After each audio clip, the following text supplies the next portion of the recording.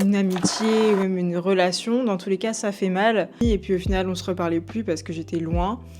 Et c'est vrai qu'en déménageant souvent c'était difficile. Du coup c'est des amitiés qui se terminent, mais voilà, c'est difficile de mon côté parce que je suis loin. Faire les choses et en fait ne pas dire oui oui oui tout le temps parce que j'étais vraiment un people pleaser. Vécu une rupture amicale ou que vous êtes en plein dedans, vous allez retrouver des amis. Hello à tous. Alors aujourd'hui je voulais vous parler d'un sujet dont on ne parle pas beaucoup. Les ruptures amicales. On parle souvent des ruptures amoureuses, mais très peu de fois on a de la place pour parler des ruptures amicales, alors que ça fait tout autant mal, voire parfois même plus, je dirais. Dans tous les cas, quand on perd quelqu'un, pas quelqu'un en mode décès, hein, mais quelqu'un, une amitié ou même une relation, dans tous les cas ça fait mal. Surtout si c'est une personne avec qui on a partagé beaucoup de moments, des fous rires, même parfois des galères, une tonne d'historique où on se connaît depuis longtemps, ça peut faire super mal. Et je trouve que c'est pas des relations, en tout cas les relations amicales, à mettre de côté, bien au contraire. Alors je pense comme beaucoup, j'ai eu beaucoup de ruptures amicales. Quand je dis beaucoup, en fait... c'est 2 ou 3 qui m'ont vraiment marquée et pour lesquels j'ai vraiment eu du mal. Moi, je suis quelqu'un qui a beaucoup déménagé, donc en fait, les amis, pour moi, c'était un peu un concept compliqué dans le sens où je savais que j'allais partir, donc dans tous les cas, à quoi bon se faire des amis, où je me faisais des amis et puis au final, on se reparlait plus parce que j'étais loin. Et c'est vrai qu'en déménageant souvent, c'était difficile de se faire des amis proches parce que la vie fait que quand on déménage, les gens nous oublient un peu et c'est un peu compliqué, quoi. La relation, elle devient presque inexistante parce que en termes de proximité, c'est compliqué, surtout quand on est enfant. En tout cas, moi, c'était le cas au collège et même au lycée. Jusqu'au lycée, j'ai encore beaucoup déménagé. Et donc du coup, j'ai des amis que j'ai plus jamais revus ou qu'on s'est recontactés plus tard. Voilà, parce que j'ai déménagé, j'ai changé de ville et changé de vie. Et voilà, ça fait que les relations se terminent. Et pour le coup, c'est des amitiés qui se terminent, mais c'est difficile de mon côté parce que je suis loin. Mais c'est dans les deux cas, enfin les deux côtés, il y a... ça s'estompe. Voilà, et pour le coup, ça fait mal, mais je dirais que ça va. Voilà, c'est supportable parce que des deux côtés, on se parle plus, quoi. Au fur et à mesure du temps, je veux dire. Et puis, il y a les autres types de ruptures, je dirais, qui font plus mal. Quand il y a une sorte d'incompréhension dans la relation. Moi, j'ai eu une rupture amicale il y a 4-5 ans, je sais plus exactement, qui m'a vraiment fait super mal. C'était une fille que je connaissais depuis le lycée. Vraiment, on était super potes. Et on a passé beaucoup de temps ensemble, des hauts, des bas, on a eu des engueulades, de tout vraiment. Et en fait, moi j'étais vraiment à un bout de ma vie, genre j'avais des gros soucis de santé et à ce moment-là, cette personne ne m'a pas du tout soutenue. J'ai eu du soutien de personnes que je pensais pas du tout, mais j'ai pas eu de soutien de sa part. Et ça m'a fait très mal parce que je me suis dit, on se connaît depuis si longtemps et c'est comme ça que tu me traites. Ok. En fait, moi, je suis un peu dans la catégorie de je donne tout, je donne rien. Et donc, si tu veux tout arrêter, on arrête tout. Mais genre, il faut vraiment tout arrêter. C'est pas... t'as encore une place dans ma vie, c'est fini, en fait. Genre, c'est fini. T'as dit que c'était fini, donc c'est fini. On n'a pas besoin de se follow. Je vois pas pourquoi elle me followait encore. Voilà. Donc, du coup, c'était un peu compliqué. Mais j'ai quand même bien encaissé, on va dire. Parce que j'étais attachée à elle, mais pas d'une façon... super forte parce qu'on se voyait pas très souvent et qu'elle habitait assez loin, mais on était quand même proches. Donc ça m'a fait mal, mais en même temps ça allait. Et ensuite j'ai une autre rupture amicale qui pour le coup m'a fait très mal, donc c'est la rupture amicale dans laquelle j'ai parlé dans la vidéo que je vais mettre là. Et en fait ça m'a fait vraiment mal parce que je pense que il y avait un gros souci dans cette relation, de mon côté et de son côté. Quand j'y repense, je pense que c'est aussi de ma faute. Je pense que je le dis dans la vidéo, mais c'est aussi de ma faute parce que j'ai pas été une bonne amie. Dans le sens où j'aurais dû dire les choses et en fait ne pas dire oui, oui, oui tout le temps parce que j'étais vraiment un people pleaser. et ce qui a fait que ça a engendré un ensemble de conséquences qui fait que, bah, elle s'est sans doute dit: «Bah, en fait, je peux faire tout ce que je veux, elle va jamais rien dire». Sauf que le jour où j'ai ouvert ma bouche, bah, c'est là que l'amitié s'est terminée. Voilà. En fait, je me rappelle que cette fille, je lui disais jamais rien parce que je savais que ça allait la blesser et qu'elle allait, le prendre mal, en fait. C'était obligé, elle était trop insécure, elle allait grave le prendre mal et en fait, en faisant ça, j'ai juste, creusé ma propre tombe, quoi. Parce qu'en fait, une amie, c'est aussi dire les choses. Genre, en fait, une amie, c'est aussi pour te remettre sur le droit chemin, te dire, «Tu fais de la merde là, en fait, réveille-toi». Et bah, j'étais pas cette amie-là, en fait. J'étais vraiment passive dans cette relation et je regrette vraiment d'avoir, rien dit, quoi, d'avoir été une plante verte, si c'est pour être une plante verte, c'est pas la peine. Genre, si tu veux être une plante verte, pour l'ami de quelqu'un, va t'acheter une plante, en fait. Et donc cette relation, elle m'a fait super mal parce que je me suis rendu compte qu'elle m'aimait que quand je faisais ce qu'elle voulait et que quand je faisais ce qu'elle ne voulait pas, elle ne m'aimait plus. Et en vrai, bah, c'est aussi de ma faute, en fait. Bah, comme dit le dicton: «It takes one to know one». Donc en fait, voilà, c'est aussi ma faute, c'est aussi ma responsabilité et ça m'a fait très, très mal cette relation parce que c'était hyper toxique.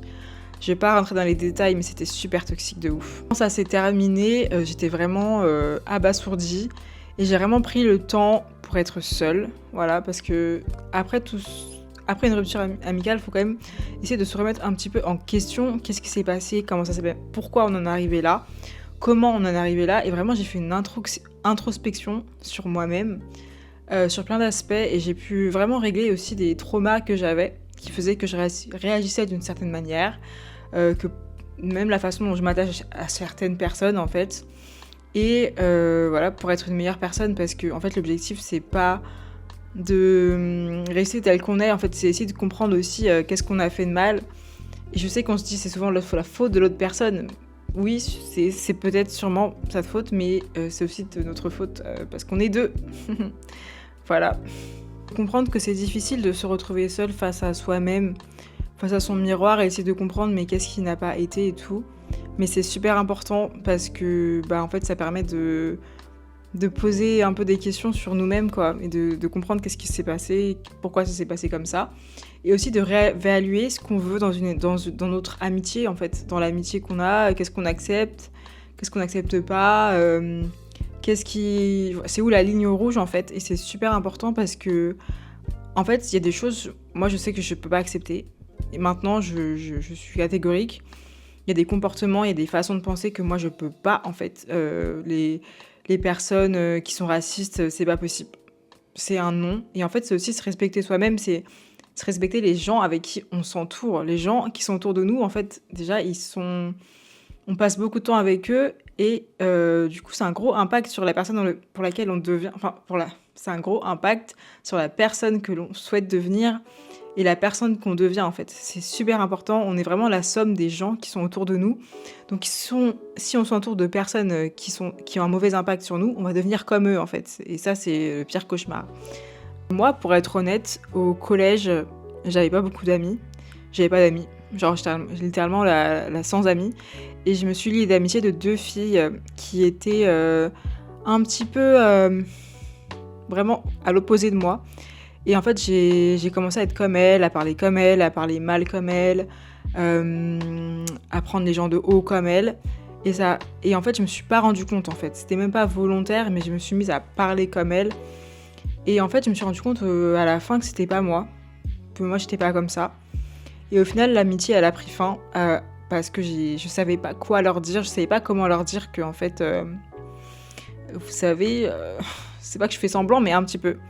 Et c'était super difficile, mais du coup, j'ai jamais osé leur dire en face et je les ai ghostés, ce qui est très lâche de ma part, mais c'était au lycée, au début du lycée, et jusqu'à maintenant, je m'en veux parce que c'est trop mauvais de faire ça, en fait. C'est pour ça que c'est important de rester fidèle à soi-même quand on a des amis.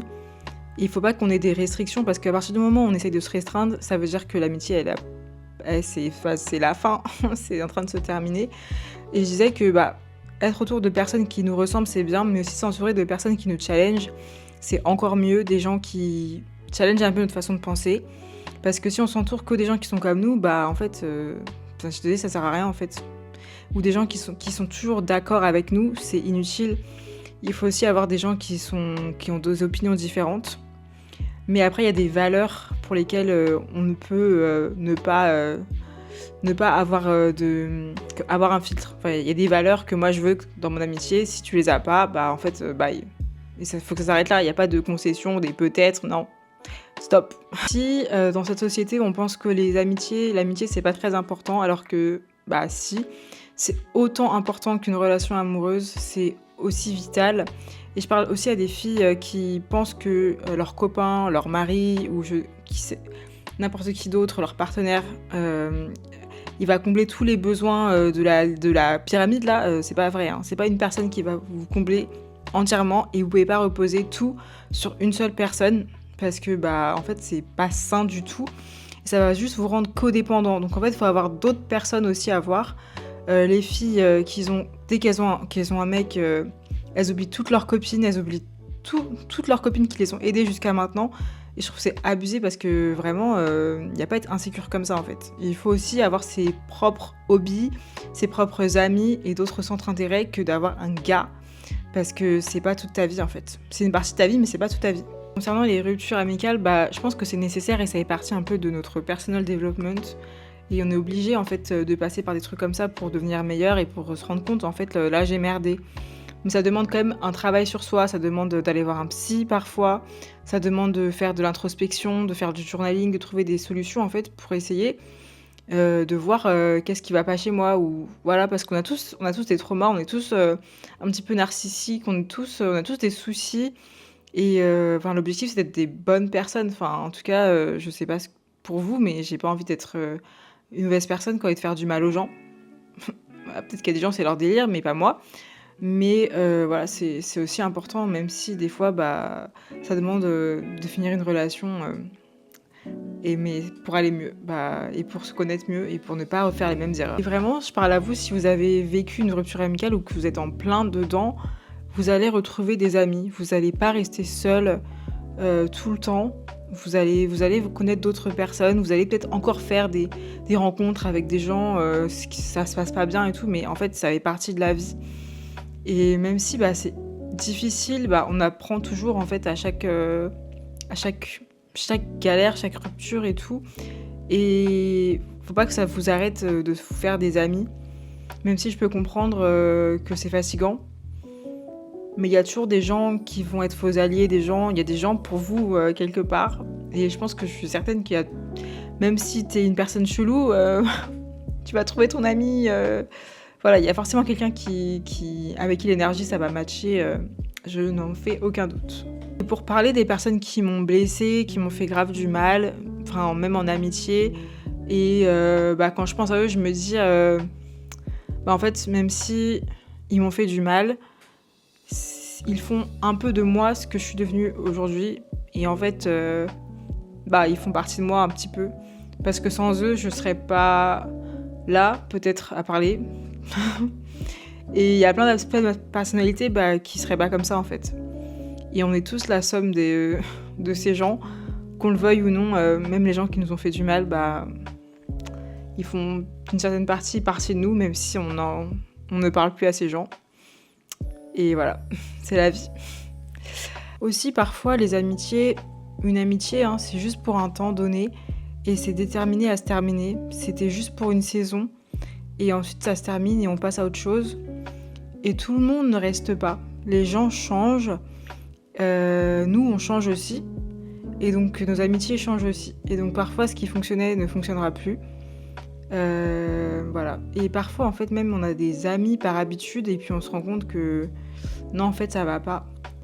Et je pense que c'est du travail à se faire sur soi-même pour essayer de comprendre qu'est-ce qu'on veut vraiment en amitié. Et je sais que quand j'étais au collège, que j'avais pas d'amis, comme je vous l'ai dit, j'étais toute seule vraiment, voilà. Et en fait, j'étais tellement désespérée d'avoir une amie ou des amis que je pouvais prendre n'importe qui en tant qu'ami. Parce qu'en fait, j'en avais marre d'être seule et je préférais être avec des gens qui ne correspondent pas trop à ce que je pense qu'être seule en fait.